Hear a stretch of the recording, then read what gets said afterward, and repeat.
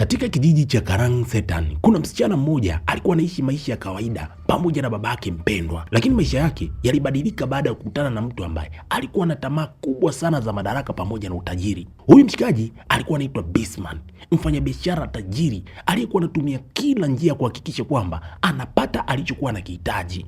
Kwa sababu ya tamaa yake iliyokuwa kubwa sana kutawala hichi kijiji, hakusita kutumia nguvu za giza kuwaangamiza wale wote ambao walikuwa wanamwekea kikwazo. Bisman alitamani sana kukiongoza hichi kijiji. Alijua kuna watu wengi sana ambao walikuwa wanampinga mipango yake. Ndiyo maana aliamua kwenda moja kwa moja kwa mchawi maarufu sana aliyejulikana kwa jina la Lerasi. Lerasi akamwonya kwamba kutumia nguvu za giza kuna gharama kubwa sana, lakini Bisman hakujali lolote. Miaka mingi kabla ya hapa, Bisman tayari alikuwa ni mtu ambaye amejijengea kuwa na sifa kubwa sana. Ni mtu mwenye nguvu mno kwenye hichi kijiji, lakini nyuma ya utajiri wake kulikuwa na mateso ya watu wengi sana ambao walikuwa hawana uwezo. Wafanyakazi wake walikuwa wakifanya kazi kwa kutumia nguvu mno. Hali ya wanakijiji ilikuwa mbaya sana. Watu ambao walikuwa wanadaiwa na Bisman, vijana wa Bisman, walikuwa wanadai pesa kwa ugomvi mno. Na moja kati ya watu ambao walikuwa wanaogopwa kinoma vijana wa Bisman ni huyu jamaa. Huyu jamaa anaitwa Lau. Kuna kijana mmoja kafika kwenye hichi kijiji. Huyu jamaa anaitwa Pramuja. Kafika kwenye ofisi ya mkuu wa kijiji. Ana shida zake. Kwa mara ya kwanza akakutana na binti mrembo anaitwa Suzana. Suzana alikuwa ni msichana mrembo sana mwenye moyo safi, na aliishi pamoja na baba yake na mama yake. Baba yake alikuwa anaitwa Satrio na ndiyo mkuu wa hichi kijiji kwa sasa. Hao watu tu kukutana kwao kwa mara ya kwanza, ni wazi walianza kupendana, hususan Suzana. Ni moja kwa moja kabisa alionyesha kwamba amempenda huyo mshikaji. Tuangalie maisha ya Suzana. Nyumbani anaishi yeye pamoja na baba yake Satrio na mama yake. Satrio ndiye mkuu wa hichi kijiji, na kukumbusha tena, na alikuwa ni mwalimu ambaye alikuwa na hekima sana na wanakijiji wengi walikuwa wanamwamini. Lakini upande wa mamake Suzana, yeye anaitwa Sutini. Huyu yeye alikuwa na mawazo tofauti sana. Yeye anavutiwa sana na utajiri wa Bisman, na aliona kabisa ingekuwa vyema binti yake aolewe na Bisman ili apate maisha mazuri. Sasa naomba niweke wazi kwamba nimewahi kufanya recap ya huyu binti anaitwa Suzana, na ile filamu ilikuwa inaitwa Suzana. Hivi ni vitu viwili tofauti. Kama kutulia, elewa simulizi. Bisman alikuwa tayari kutunza zawadi za kila aina kwenye familia ili ampate tu binti amuoe, kwa sababu hata yeye mwenyewe amekwisha kuvutiwa sana na huyu binti. Mama yake Suzana alikuwa anapambana ili jambo litokee, lakini baba yake Suzana alikataa vibaya mno. Kwanza amkubali mno Bisman na alilipinga wazo hilo wazi wazi. Yaani hakuwa tayari kumuunganisha binti yake na Bisman kwa sababu alijua utajiri wa huyo mtu umetokana na njia ambazo sio sahihi. Kwa sababu ya mambo ya vijana wa Bisman kuendelea kusumbua wanakijiji, hii hali iliwachosha wanakijiji. Kimbilio lao ni mkuu wa kijiji chao, mzee Satrio, ambaye ni babake Suzana. Kwa hiyo kwa amefika kwa babake Suzana ili kuenda kumwomba msaada, ikiwezekana yeye asimame mbele ya Bisman kuwapambania, kwa sababu ndo mtu pekee kwenye hichi kijiji anaweza kuzungumza mbele ya Bisman. Mzee kwa sababu alikuwa hapendi kabisa kinachoendelea kwenye hichi kijiji, akuwa amekubali kuwaunga mkono wanakijiji. Sasa kwa bahati mbaya, wanakijiji walipokuwa wanazungumza na babake Suzana, machao wa Bisman walishuhudia kila kitu, na hizi habari wakazipeleka kwa bosi wao kama jinsi ambavyo walizisikia, na wakamtaja mzee Satrio kwamba ndiye mtu ambaye anaonekana tishio kwenye hichi kijiji. Wakamjulisha kwamba Satrio hakuwa na nia tu ya kumzuia yeye, bali ana mpango wa kwenda kuripoti uhalifu wake wote anaufanya kwa polisi ili kukomesha kabisa vitendo vya ukatili na unyanyasaji vinavyoendelea kuwatokea wananchi. Baada ya kuwa ameingiwa na ghadhabu, huyu mzee akaamua kwenda kupambana na babake Suzana, sio uso kwa uso. Akaamua kwenda kwa mganga wa kienyeji, kwenda kutumia ushirikina kwa ajili ya kumwangamiza babake Suzana. Kweli mchawi wake pendwa Bisman akaanza kufanya ibada zake, akaweka damu kwenye picha ya Satrio huku akitamka laana iliyolengwa kwa ajili ya kwenda kuharibu maisha ya yule mzee moja kwa moja. Upande wa Satrio pamoja na mke wake wakaanza kuhisi mabadiliko makubwa sana ndani ya nyumba yao. Satrio akaanza kuugua ghafla tu, mara akawa amekimbia bafuni, analalamika mwili wake unaungua, anajimwagia maji. Mke pamoja na binti wake wanamtazama kwa mbali, hawajui nini kinachotokea mbele ya macho yao. Mzee alilalamika maumivu makali sana, na mke wake akawa ametambua kabisa huu ni uchawi. Wakawa wanashuhudia nyoka wanamtoka yule mzee Satrio, na mzee akawa ameanguka chini, akawa amefariki mbele yao. Habari hii kwa Bisman,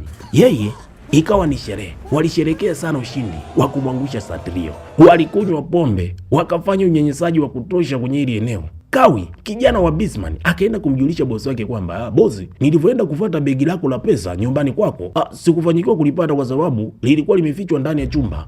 lakini nilimwona mke wako akiwa anatoka kwenda kusalimia familia ya Suzana. Bisman baada ya kusikia hivyo akawa ameshtuka kinoma. Anamjua vizuri mke wake ni kipanga, yani ana mdomo yule mama, akiguswa tu anasema kila kitu. Akamwambia kwamba kama ameenda kule, nendeni mkamzuie kwa sababu anaweza kueleza kila kitu kuhusiana na kifo cha Satrio. Familia ile inaweza kugundua kwamba yeye ndiye kahusika na kifo cha yule mzee. Bisman akawa amaagiza vijana wake wapambanie hilo jambo. Vijana wakawa wamechukua boda zao wao chapu kidogo kama watoto wa Arusha. Kweli bana, mke wake Bisman baada ya kufika tu kwa Suzana, kwani alichelewesha, akaanza kupiga stori, akaeleza kila kitu kuhusiana na kifo cha baba yake Suzana. Akaeleza kwamba kuna mtu aliyetuma uchawi kwa ajili ya kumuua baba yako, na huo uchawi umetoka kwa Bisman. Mama kanyoka huyu, akaeleza kila kitu kilichomkuta Satrio, akionyesha kwamba Bisman yeye ndiye kahusika moja kwa moja. Sasa akashaeleza kila kitu, ndo vijana wa Bisman wanafika hapa wako motomoto, wakamuita huyu mama anaitwa Busuro, twende nyumbani, unaitwa na mume wako. Mama akawa amekataa, akasema kwamba haondoki hapa, hayuko tayari kuendelea kuficha maovu ya Bisman, yani mume wake. Usikie hivi vijana wa Bisman wakawa wameona kabisa hapa huyu mama kayachoma, wakaamua kumtoa hapo kwa nguvu, lakini Busuro akaamua kuchukua kisu kuwatishia kwamba hahitaji kabisa kuondoka hapa. Sasa katika purukushani hapa, huyu bwana mkubwa ambaye anataka kutumia mabavu, huyu jamaa anaitwa Banteng. Sasa si akawa amemsukuma, kwa bahati mbaya Busuro akawa amegonga kichwa chake kwenye msumari ambao ulikuwa hapa umening'inia ukutani, na akawa amefariki hapo hapo. Watu wa Bisman wakamwambia Suzana kwamba jifanye kama hujaona kitu cha aina yoyote na usimwambie Bisman.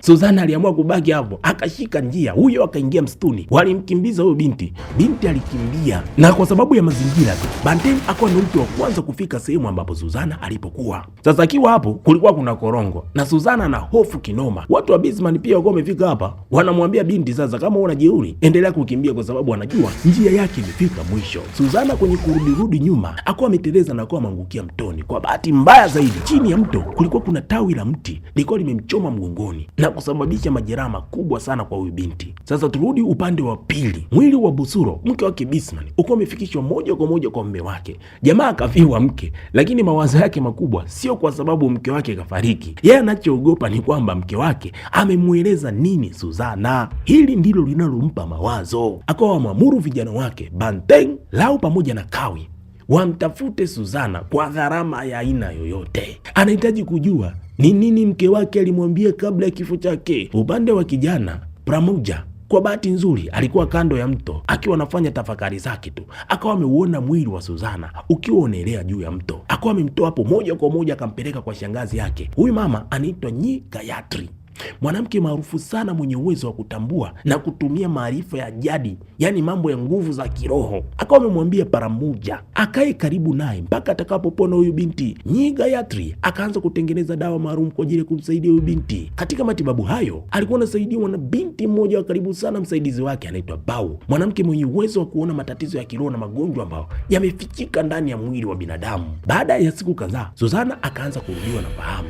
Nyi Gayatri alishangaa sana kwa sababu kwa jinsi ambavyo alimuona huyu binti kafika hapa, ilikadiriwa kwamba anaweza kutengemaa akili yake na kurudi sawa baada kama ya wiki 3 hivi, lakini zimekuwa ni siku chache mno. Huyo binti kaamka baada ya muda mrefu wa matibabu, hali yake ikaanza kuwa nzuri zaidi. Wiki 2 baadaye, Nyigatri akawa amepokea mgeni mwanamke mmoja ambaye kabeba mtoto mchanga hapa, ana wasiwasi kinoma. Sasa huyu mama alikuwa na kilio ambacho kinamsumbua sana ndani ya moyo wake. Akamwambia Gayatri kwamba amechoka kuendelea kumvumilia mume wake ambaye anamnyanyasa kwa miaka mingi sana, hayuko tayari kuendelea kunyanyaswa. Anamuomba Gayatri ikiwezekana amuaishe mume wake kwa baba yake. Sijui kama umenielewa. Anamuomba Gayatri amuaishe mume wake kwa Mwenyezi Mungu, awai nafasi kule ziko chache. Yeye hahitaji kabisa kuendelea kubaki na huyu mume wake hapa nyumbani. Hili jambo Paramuja lilikuwa limemuumiza sana baada ya kuona shangazi yake bado anajihusisha na uchawi wa kuondoa maisha ya watu wengine. Kwa amekasirika sana, akaenda katika chumba cha siri cha Nyi Gayatri. Baada ya kufika huko akakuta kuna vifaa vya uchawi ambavyo vinatumika kwa ajili ya mauaji. Huyu bwana mdogo haamini kabisa kuhusiana na haya mambo ya kishirikina. Gayatri baada ya kufika hapo kwa amekasirika sana baada ya kumuona mpo wake kaingia katika chumba hicho bila ruhusa. Paramuja akawa amemuuliza wazi kwamba bado unaendelea kufanya uchawi wa giza namna hii? Nilikuruhusu tu kuendelea kutumia uwezo ambao uko nao kwa ajili ya kufanya tiba na kusaidia watu, lakini sio kwa kulipa kisasi. Nyi Gayatri naye akawa amesimama kidete, akamwambia kwamba kama upendi kazi yangu basi ni bora uondoke kabisa nyumbani kwangu. Pramuja moyo wake alikuwa anatamani kuendelea kubaki hapa ili kuendelea kumlinda Suzana, lakini baada ya kuona haya yaliyotokea hapa akaamua kubeba kilicho chake na akawa ameondoka kabisa kwenye nyumba. Suzana akaamua kwenda kumuuliza yule binti Bau kuhusiana na Gayatri. Sasa akiwa anaendelea kuelezewa, Gayatri alikuwa amefika hapo. Suzana mara moja akaanza kumwomba huyu mama afundishwe namna ya kutumia uchawi ili aende kulipiza kisasi kwa watesi wake. Suzana akamsimulia maisha yake yote ya mateso, jinsi ambavyo baba yake aliuawa kwa nguvu za giza na jinsi ambavyo ana kiu ya kwenda kulipiza kisasi dhidi ya Baseman. Lakini Nyagatri akamuonya, akamwambia kwamba huo uamuzi sio rahisi, ni hatari. Mtu anayeweza kujifunza uchawi wa giza anaweza kupoteza roho yake na kupata adhabu kali sana baada ya maisha. Suzana akaweka wazi kwamba yeye liwalo na liwe, yuko tayari, anahitaji kwenda kukikomboa kile kijiji cha Karang Setan, na hakuna mahala popote ambapo anaweza kwenda kupata msaada. Anahitaji kwenda kumkomboa pia mama yake ambaye bado yuko katika mikono ya watesi ambao wanaendelea kumtesa. Gayatri aliona maumivu pamoja na uaminifu ndani ya moyo wa Suzana. Hatimaye alikubali kumsaidia kwa sababu Suzana tangu apone kuna vitu ameanza kuviona ambavyo hakuwa anaviona kabisa kwa macho ya kawaida. Akamwambia kwamba tangu umefika hapa umewahi kumwona Pramuja anaongea na Bau? Binti akasema hapana. Mama akasema kwamba ni kwa sababu huyo Bau ambaye ni msaidizi wangu ni wewe pekee ndiye mwenye uwezo wa kumwona. Huyo sio binadamu wa kawaida kabisa, bali ni kiumbe wa roho ambaye anaishi pamoja nami kwa ajili ya kunisaidia katika tiba. Hapa tumekuja kugundua kwamba Suzana tangu apone tu ni kama ameanza kuona vitu ambavyo watu wengine hawaoni na hawavisikii. Basi mafunzo kwa Suzana yakaanza rasmi. Akalazimika kufunga kwa siku 7 mchana na usiku, kisha kusimama bila kulala, na alitakiwa kwenda kujitakasa katika ufukwe wa bahari, huku akiendelea kutamka maneno ya kiroho. Alilazimika kusafisha mwili wake pamoja na roho yake kwa siku 40. Alitafakari ndani ya pango, na hili jambo halikuwa la kawaida, lilikuwa ni kipengele kizito sana, lakini alipambana na alivumilia misukosuko mingi sana iliyokuwa inamkumba. Viumbe wa roho walikuwa wanajaribu kumwangalia kama wamkubali ama wamkatae, lakini Suzana alionyesha kuwa na umakini wa hali ya juu. Baada ya hapo alipata msaada wa kiumbe cha kiroho ambaye alifungamana pamoja naye, ambaye yeye sasa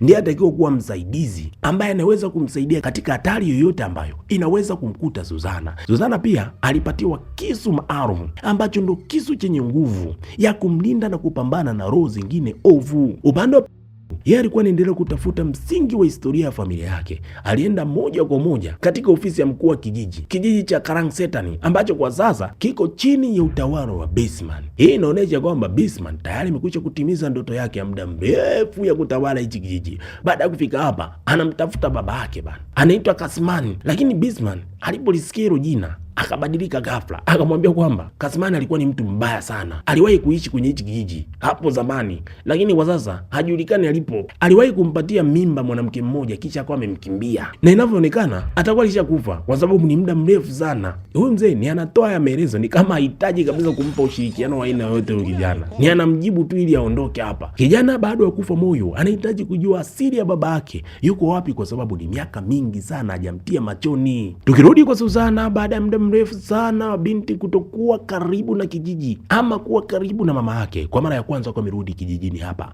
moja kwa moja akaenda kwa mama yake, akamkuta yuko katika hali mbaya sana. Mama yake ni dhaifu kimwili na amejawa majeraha makubwa. Akamweleza binti yake kwamba tangu Suzana alipoondoka hapa, vijana wa Baseman walikuwa wanafika hapa kila siku kumtesa, wakimhitaji huyu mwanamama kueleza Suzana alipo, na akawa amewataja vijana wa Baseman walikuwa wanaendelea kumtesa hapa na wanajulikana ni Banteng, Rao pamoja na Kawi. Baada ya mama kumweleza kila kitu kilichomkuta binti yake, akawa amemwambia kwamba ni vyema binti yake aondoke kwenye hichi kijiji kwa sababu sio salama tena, aende kuanzisha maisha mapya huko anakokwenda, na akawa amemwambia binti yake kwamba kama atafariki basi azikwe karibu na mume wake. Baada ya kusema hivyo tu, mama akawa amefariki mbele ya Suzana. Katika mazishi ya mama yake Suzana, Paramaju akawa amefika hapo kwa ajili ya kumpa pole binti. Akasema kwamba bado alikuwa anatafuta kaburi la baba yake kwa sababu ameambiwa baba yake amefariki, lakini hajawahi kujua kafariki, kazikwa wapi, kafariki lini. Bado kijana anaamini kwamba kuna siri kubwa sana nyuma ya kifo cha baba yake. Wakiwa hapo, Baseman akawa amefika hapa. Sikumbuke na mkuu wa kijiji kafika hapa kwa ajili ya kutoa pole kwa Suzana. Sasa baada ya kuzungumza na Suzana, huyu mzee naye akawa ameonyesha matamanio yake, anamhitaji huyu binti amuoe kwa sababu huyu binti amekuwa na mvuto mkubwa sana. Hakupoteza muda, akamchumbia kabisa Suzana, anahitaji kumuoa, lakini Suzana hakukubali moja kwa moja. Akasema kwamba ninahitaji kufikiria, lakini lakini kabla sijakupatia majibu, ninahitaji kupata majibu makubwa sana. Nani aliyemuua babangu? Na akawa amemtaka Bisman kwamba yeye kama kiongozi autafute ukweli ili ajue nani aliyehusika na mauaji ya baba yake. Suzana pia akawa amesema kwamba kuna watu wako watatu walimtesa sana mamaangu, unatakiwa kuhakikisha wanapata adhabu. Bisman akawa ameshangaa sana baada ya kusikia hayo masharti, lakini sasa kwa sababu tayari amekwisha kumtamani Suzana, akaamua kukubali. Hili jambo likaanza kuwaogopesha sana vijana wa Bisman. Banten, Rao pamoja na Kawi wakaanza kuona kabisa huyu Suzana atakuja kubadilisha kila kitu, wanaweza kuuawa kwa sababu ya huyu binti. Banten baada ya kuona kabisa haya mambo tukiachekea tutakuja kuliliana huko mbele, akaamua kujitolea yeye kwenda kumuua Suzana kabla ya Bisman hajafanyikiwa kuwaua wao. Usiku huo akaenda moja kwa moja kwa Suzana. Ndani ya nyumba Suzana alikuwa tayari amekwisha kuandaa hilizi zake za ajabu. Banten akiwa huko akaja kushituka kwamba kanaso huko ndani. Ghafla nyoka moja mwenye sumu alikuwa amemshambulia. Banten akajaribu kukimbia. Suzana aliendelea kutumia nguvu zake na kumuongoza yule nyoka moja kwa moja mpaka kwa Banten. Mwamba akiwa ameingia kwenye gari kakimbiza yule nyoka, mara alikuwa ametokea kwenye miguu ya Banten, akaingia ndani ya suruali, akaenda moja kwa moja kusalimiana na nyoka wake. Hayo maumivu aliyopata Banten akawa amepata ajali mbaya sana, lakini hakufariki hapa hapa. Akiwa hospitalini sasa kateseka vibaya mno, akawa amemuomba bosi wake Bisman kwamba yeye hahitaji kuendelea kuteseka na haya maumivu makubwa sana anayompata hapa, ni bora afe. Akawa amemtaka Bisman amtanguliza hela. Bisman kwa kumuonea huruma ya kijana wake akawa amechukua mto bana kwa ajili ya kumwaisha huyu bwana mkubwa. Sasa wakati anafanya hili jambo, vijana wake wengine wakawa wamefika hapa na wakawa wamemuona anatenda hili jambo. Sasa ukumbuke wao wanajua kwamba Bisman ameagizwa na Suzana ili awapatie adhabu wao. Wao wakaanza kumtilia mashaka bosi wao, yawezekana anahitaji kuangamiza.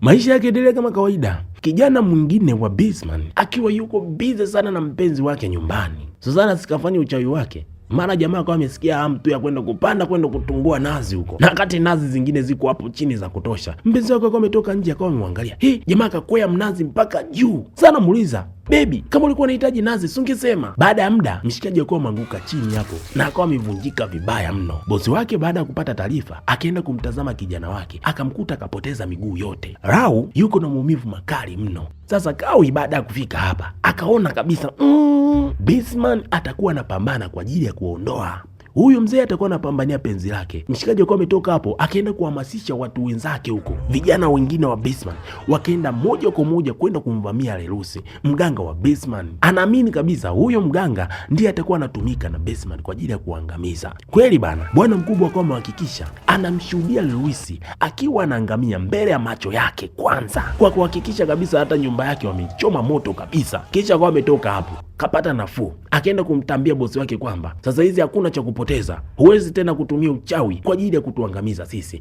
Sasa bosi mwenyewe anashangaa, mimi tena nahusika na kipi? Akawa anajaribu kupinga na kuelezea kila kitu kinachoendelea kwamba yeye hahusiki na chochote. Wanangu wanamwambia kwamba wewe utajua utakachokifanya, mimi nishamuaisha mganga wako mbinguni. Bisman akajaribu kujielezea kwamba yeye hahusiki na lolote. Muda huo huo Rao akaanza kulia kwa maumivu makali mno, kana kwamba kuna kitu kinatembea ndani ya kichwa chake. Wakashuhudia kwa macho yao nyoka zikiwa zinatoka kwenye masikio ya Rao, na Rao akawa ameanguka chini na akawa amefariki hapo hapo. Sasa mwamba kashamuua mganga wa Bisman, hajui kitachofanyika kwa sababu kinachotokea hapa kinavyoonekana moja kwa moja Bisman hahusiki. Akaanza kumuomba radhi tu bosi wake, amefanya maamuzi kwa kukurupuka, na akawa amehisi kabisa yawezekana Suzana ndiye anahusika na haya mambo yote. Sasa wakiwa wanazungumza, Pramaju alikuwa hapa na alisikia kila kitu. Bisman akawa maagiza maskari waongeze umakini sana na wamchunguze Suzana, wasikwepeshe macho hata kidogo, wahakikishe wanafuatilia kila kitu. Pramaju alivyotoka hapo moja kwa moja akaenda kwa Suzana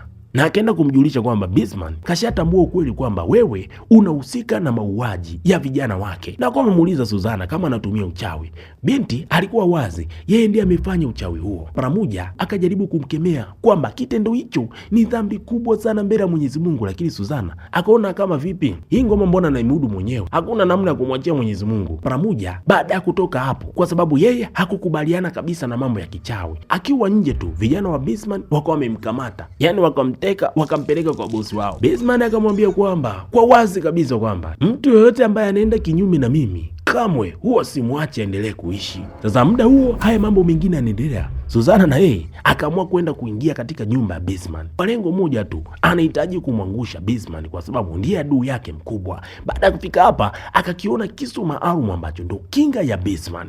Hakutaka kupoteza muda, akachukua picha ya mbaya wake na kwenda kuanza kufanya tambiko. Alipoanza kutumia uchawi wake, ile kresi, yani ule upanga wa bwana mkubwa Bismarck ukaanza kucheza cheza. Muda huo Bismarck naye alikuwa amefika hapa na akaona kabisa ulinzi wake unatetemeka. Mara moja Bismarck alikuwa mangushwa chini, akiwa Bismarck hajaelewa chochote kinachoendelea. Suzana na yeye anaendelea na tambiko lake kwa nguvu kubwa. Mara na yeye alikuwa ameshambuliwa, akatupwa ukutani na akawa amezimia hapo hapo. Bismarck alisikia hayo makelele. Baada ya kufika huko, akamkuta Suzana kazimia. Binti anakuja kuzinduka, mbaya wake yuko mbele yake. Bismarck akamweleza kwamba nyumba yake inalindwa na nguvu kubwa mno, hawezi kuja kuvamiwa kizembe kizembe. Yeye mwenyewe mchawi, kwa hiyo alikuwa amekwisha kujipanga, anajua kabisa anaweza kushambuliwa na wachawi wengine. Baada ya hapo, Bismarck akaanza kumshawishi Suzana kwa upole kabisa, ikiwezekana binti amkubalie ili amuoe. Hata hivyo Suzana hakukubali moja kwa moja, akamkumbusha kwamba bado hujatimiza masharti yangu. Watu waliomtesa mama yangu bado mmoja yuko hai, yanamaanisha Kawi na yeye anatakiwa kupata adhabu. Bismarck alitamani sana kumuoa Suzana, akaamua kwenda kutafuta msaada wa nguvu zingine za giza kwa sababu mganga wake amekwisha kuuawa. Akaenda moja kwa moja kwa mchawi mwingine alikuwa anaitwa Mba Kodrat akiwa na picha ya Suzana. Bismarck akawa ameomba kwamba itumike nguvu ya kichawi kumfanya Suzana ampende. Basi mganga akawa amefanya mambo yake, binti anakuja kupata fahamu, hana kumbukumbu ya aina yote. Bismarck akatumia nafasi hiyo kumdanganya huyo binti, akamwambia kwamba jina lako wewe unaitwa Suzana, na jamaa akajifanya kama yeye ndo mtu pekee ambaye alikuwa anampenda na alikuwa anamlinda kuliko kitu cha aina yote hapa duniani. Sasa muda Bismarck anazungumza haya mambo yote kwa huyo binti, kuna askari mmoja kipanga alikuwa anasikia kila kitu kilichokuwa kinazungumzwa hapa, na akawa amegundua kwamba Bismarck alikuwa na nia ovu kwa Suzana. Huyu jamaa anaitwa Kilwon. Baada ya kufanyikisha kabisa kubadili akili ya Suzana, Bismarck akamtafuta Paramaju, akamwambia ukweli kuhusiana na maisha ya baba yake, na akawa amemwambia wazi kwamba lile jina ambalo nilikuambia mwanzoni Kasmani, huyo hakuwa baba yako kabisa, lile nilikudanganya tu, lakini baba yako kweli wewe amekwisha kufariki siku nyingi sana, na alikuwa na siri ya kuwa na wanawake wengi mno. Kabla ya kuendelea, Bismarck ningebidi kumuuliza huyo kijana, vipi, unampenda Suzana? Kwa sababu muda si mrefu mimi kama mkuu wa kijiji ninaenda kumuoa Suzana na maandalizi kila kitu ameendelea. Mara moja uko umeshtuka, imewezekanaje? Suzana anaweza vipi kukubaliana na wewe muoane? Akamchukua na kumpeleka kwa Suzana. Baada ya kufika hapo tu, mara moja kwa ametambua kabisa Suzana ni kana kwamba alikuwa amechezewa akili, kwa sababu alimuuliza kabisa wewe ni nani, kuonesha kwamba hamkumbuki. Akawa ameingiwa na hasira sana, akataka kumshambulia Bismarck vizuri, lakini vijana wake kwa wamemchukua hapo na wakawa wamemtoa kabisa hapa, na sio kumtoa tu, alitakiwa kuondolewa kabisa kwenye hichi kijiji. Sasa usiku huo kijana hakutoka kabisa kwenye hichi kijiji, akarudi tena. Awamu hii akawa amekutana na askari Kilwon ambaye alikuwa ameingia kwa siri katika chumba cha Suzana. Akiwa hapo akawa amemshawishi huyo askari amsaidie, na askari alikuwa ameshatambua kila kitu kinachoendelea, hivyo ikawa ni rahisi kumsaidia huyo bwana mkubwa, na wakawa wamemchukua Suzana pamoja na marafiki zake wengine. Pamoja akawa amempeleka Suzana kwa shangazi yake, yani Nyi Gayatri. Baada ya kumfikisha tu, huyo mwanamke akawa amegundua moja kwa moja Suzana alikuwa amerogwa na uchawi mmoja unaitwa Parujiwa. Sasa Promaju yeye hakuhitaji kabisa kuendelea kusalia hapa, akawa amemuomba tu shangazi yake yeye afanye analoweza kumwokoa Suzana. Yeye akaamua kurudi kijijini, kuna kazi anaenda kuifanya huko. Sasa Gayatri akaanza kazi ya kuondoa ule uchawi ambao ulikuwa ndani ya Suzana. Lakini sasa mchawi Mbakadrat pia na yeye alikuwa anapambana ili kuendelea kutimiza ile ahadi ambayo alipewa na bosi wake kwa ajili ya kuhakikisha kwamba Suzana ule uchawi ndani yake unaendelea kusalia huko. Muda huo Gayatri anapambana kwa ajili ya kuutoa.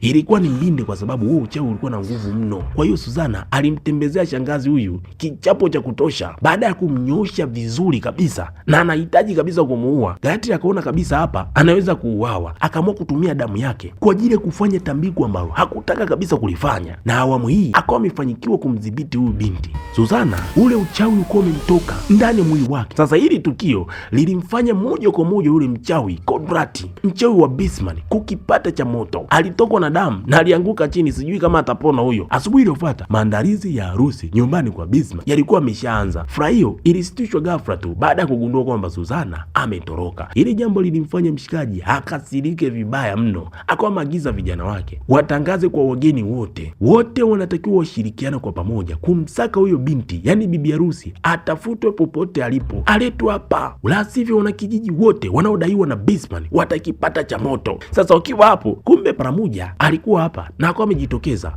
Yeye akasema kwamba yeye hawezi kufanya hivyo kwa sababu yeye hatoki kwenye hichi kijiji, na akaanza kuchochea wanakijiji kwamba wasikubali kabisa kupelekeshwa na Bisman. Muda huu sasa kuna watu wanapewa mawe. Paramuja akawa amesema kwamba haya yote yanatakiwa kufika mwisho. Kijana akaamua kufichua siri kubwa sana kuhusiana na Bisman. Akamwambia kwamba wanakijiji, miaka 5 iliyopita Bisman ndiye aliyesambaza wadudu walioteketeza mashamba ya watu wengi sana ya mpunga kwenye hichi kijiji kwa makusudi. Baada ya mavuno kuharibika, wanakijiji walilazimika kwenda kukopa fedha kwake, na waliposhindwa kuzilipa aliwapokonya mashamba yao, na baada ya kuwapokonya aliwageuza wao kuwa vibarua wake kwenye mashamba yao wao wenyewe ambayo kwa sasa yanamilikiwa na Bisman. Sasa huu muda Bisman alikuwa dirishani na alishuhudia kijana kwa anasema hivi. Paramajo akawa ametangaza kwamba huu ni ukandamizaji ambao hautakiwi kabisa kuendelea, ni unyonyaji wa hali ya juu. Maneno haya yaliwapa wanakijiji ujasiri wa hali ya juu. Vijana wa Bisman wakaanzisha vita na raia.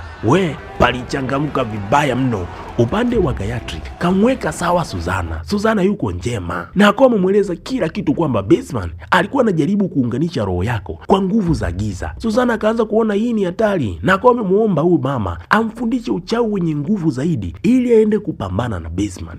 Gayatri alikubali, lakini akamwambia kwamba kuna uchawi mmoja wenye nguvu kubwa mno ambao sijawahi kumfundisha mtu wa aina yoyote, kwa sababu una madhara makubwa mno.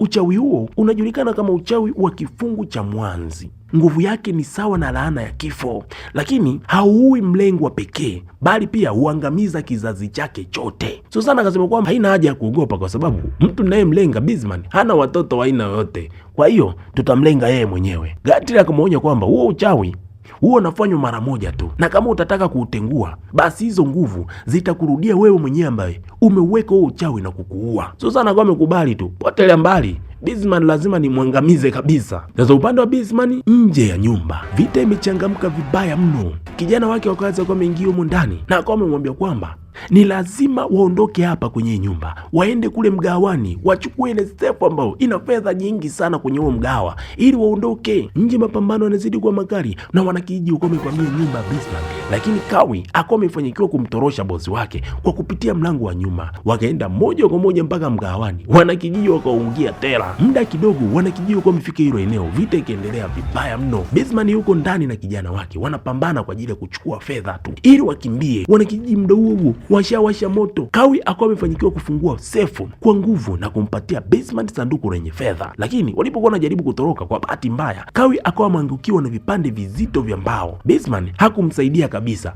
zaidi ya kuchukua tu funguo na akawa ametoroka. Mwana kijiji mmoja akawa ameingia hapa na alikuwa na hasira sana na Kawi, akawa amemmaliza hapo hapo, na sio yeye tu kummalizia, moto pia ukawa umemwangukia juu. Mshikaji akawa amefariki hapo hapo. Bisman yeye akawa amefanikiwa kutoroka nje. Paramuja akawa amechukua boda ni kumfukuzia tu, haachwi mtu. Muda huo Suzana yuko busy kublogo yo Bisman. Bisman mbele yake akaona kuna mzimu. Akiwa na hofu akayumbisha gari, lakini mzee akawa amefanikiwa kurudisha njia kuu, yuko imara. Mara kuna mzimu mwingine ukiwa umetokea chini ya miguu yake. Gari lake kwa bahati mbaya na hofu akawa ameparamia gari moja ambalo lilikuwa na mzigo hapa. Mzee akawa hoi, lakini bado yuko hai. Sasa akiwa hapo yuko na nafuu, anacheka kabisa kwamba kafanikiwa tena kupona kwenye hili. Muda huo mwili wa Suzana alipokuwa anaendelea na uchawi wake akaanza kuelea hewani. Akafika kabisa hatua ya mwisho wa kumaliza kabisa ile laana ili kumwangamiza kabisa adui yake. Akawa ametuma moto wa kichawi moja kwa moja ukaenda kwa Bisman. Muda huo Paramajo akawa amefika hapo kwa ajili ya kumsaidia Bisman. Bisman anamuomba huyo kijana amsaidie. Paramajo akawa ametoka hapo kwa ajili ya kwenda kuchukua spana kwa ajili ya kuja kumsaidia huyo mzee. Kwa bahati mbaya zaidi, gari lake lilikuwa limelipuliwa na ule moto wa kichawi kutoka kwa Suzana, na yule mzee akawa amefariki hapo hapo. Sasa baada ya haya mambo yote kuisha, Paramuja pamoja na Suzana wakiwa katika kaburi la wazazi wa Suzana, Paramuja akamshauri Suzana kwamba aache mambo ya uchawi. kila kitu kimeisha kwa sasa. Lakini Suzana akasema kwamba sio rahisi kama unavyosema, na akawa amemuuliza kijana kwamba Mungu anaweza kunisamehe kwa haya mambo yote niliyoyafanya. Paramuja akamwambia kwamba Mungu atamsamehe ikiwa tu atatubu kwa dhati. Wakiwa hapo, Paramuja akawa amepokea barua bana. Hii barua imepatikana katika nyumba ya Bisman. Alipofungua akakuta kuna picha ya mama yake, kisha picha nyingine ikimwonyesha mama yake akiwa pamoja na Bisman. Kijana akawa ameshtuka, imekuwaje hii? Aliposoma barua hiyo, Bisman aliandika kwa dhati, kwa kuonesha kwamba alifurahi vikali mno baada ya kugundua kwamba Paramaju alikuwa ni kijana wake, yaani alikuwa ni mtoto wake. Bisman alikiri kwamba kulingana na yale yote aliyokwisha kuyafanya kwenye hichi kijiji, hakujua kama kijana wake angempokea katika hali ya namna gani ndani ya moyo wake, lakini kwa yeye binafsi kama baba anafurahi na anajivunia kuwa na kijana kama Paramuja, na alifurahi sana baada ya kumuona kijana wake kwa mara ya kwanza mbele ya macho yake baada ya miaka mingi sana. Kijana hakuamini kwamba Bisman alikuwa ndiye baba yake mzazi. Sasa hii ilimshtua vibaya mno Suzana. Kwa nini? Kwa sababu alipewa onyo kuhusiana na uchawi ambao aliuomba kwa ajili ya kumtumia kumwangamiza mlengwa wake, kwa sababu ule uchawi haumuui tu mlengwa pekee, bali pia unamaliza kabisa na kizazi chake chote. Alipogundua hili, akajua kabisa Paramuja kama ni mtoto wa Bisman, basi yeye ndiye anaenda kufata kuuawa na ule uchawi. Binti aliondoka hapo kimya kimya bila maelezo ya aina yote. Paramuja baada ya kuona Suzana hayupo hapo, akaenda moja kwa moja mpaka nyumbani kwake kwenda kumuuliza. Kuingia ndani, nyumba iko kimya. Suzana alikuwa katika hali mbaya sana. Paramaju baada ya kufika hapo kujaribu kwenda kumsaidia, binti akawa ameufunga ule mlango kwa nguvu zake za kichawi. Sasa kwa nini binti yuko katika hali hii? Paramuja hajui nini kinachoendelea. Suzana akamwambia kwamba ni lazima abebe matokeo yote ya kile kilichotokea, akieleza kwamba uchawi aliotumia kwa ajili ya kumwangamiza Bisman hauwezi kuishia kumuua yule tu, ni lazima uue na uzao wake wote. Baada ya kutambua kwamba Paramuja ni kijana wake wa pekee na ndiye anaenda kuathirika na nguvu hizo, Suzana hakuwa tayari kumpoteza. Suzana alikiri wazi kwa kijana kwamba amekwisha kufanyikiwa kuufuta ule uchawi, hivyo uchawi huo ni lazima utamrudia yeye mwenyewe Suzana na kumuua, lakini Paramuja atabaki kuwa salama. Paramuja anajaribu kusisitiza afunguliwe mlango ili kumsaidia Suzana, mara akasikia kishindo kimoja kikubwa mno kuliko cha wakoma. Baada ya muda kidogo tu mlango uko umefunguka. Baada ya kuingia ndani, Paramuja hakuamini alichokiona. Suzana alikuwa amekufa vibaya mno, mwili wake hautamaniki hata kutazama kwa macho. Lakini hii inaonyesha kwamba Suzana aliamua kujitoa kafara ili tu kuokoa maisha ya mtu ambaye alikuwa anampenda. Sasa katika tukio la mwisho, Paramuja akiwa mbele ya wanakijiji akakiri hadharani kwamba yeye ni mtoto wa Bisman na yeye ndiye mrithi wa mali zote za baba yake. Akatangaza kwamba mali zote ambazo Bisman alizipata kwa rushwa, unyonyaji na njia haramu zitarudishwa kwa wanakijiji. Madeni yote yakafutwa na mashamba yote ya mpunga iliyokuwa imeporwa na baba yake yakarudishwa kwa wamiliki wake halali. Mwishoni kabisa, Paramuja akaenda kutembelea katika kaburi la Suzana. Roho ya Suzana ilikuwa imeonekana kimya kimya ikimwangalia tu. Filamu hii inaishia hapa. Sasa hii filamu inaonyesha safari ya kusikitisha ya Suzana, msichana ambaye alipoteza kila kitu kutokana na ukatili wa mtu ambaye alikuwa na tamaa sana za madaraka. Baada ya baba yake kuuawa kwa kutumia nguvu za giza na mama yake kuteswa mpaka kupoteza maisha, Suzana alibaki katika maumivu makubwa sana na kiu ya kupata haki. Lakini njia aliyochagua ilikuwa ni njia hatari. Aliingia katika ulimwengu wa uchawi ili kupata nguvu za kulipiza kisasi. Hili halikuwa wazo zuri sana kwa Suzana. Tukio kubwa linalofanya filamu hii kuwa ya kipekee ni pale ambapo Suzana alibadilika kutoka kuwa msichana ambaye hakuwa na uwezo wa kujitetea na kuwa mtu ambaye alikuwa na nguvu sana za kichawi. Lakini filamu hii pia inaacha maswali makubwa kwa mtazamaji. Je, mtu aliyetumia njia mbaya kupambana na uovu bado anaweza kusema anatafuta haki, au kisasi kinaweza kumgeuza mwathirika kuwa sehemu ya tatizo ambalo alikuwa analipinga yeye mwenyewe? Hili ndo jambo ambalo nyinyi wote mnatakiwa kutafakari. Hadithi ya Suzana inatukumbusha kwamba ukatili huanzia na maumivu, na maumivu yasipotibiwa yanaweza kuzaa kisasi ambacho mwisho wake kinaweza kuwa na gharama kubwa. Subscribe, like na kucomment. Karibu Swahili Maktaba, chimbo la wajanja.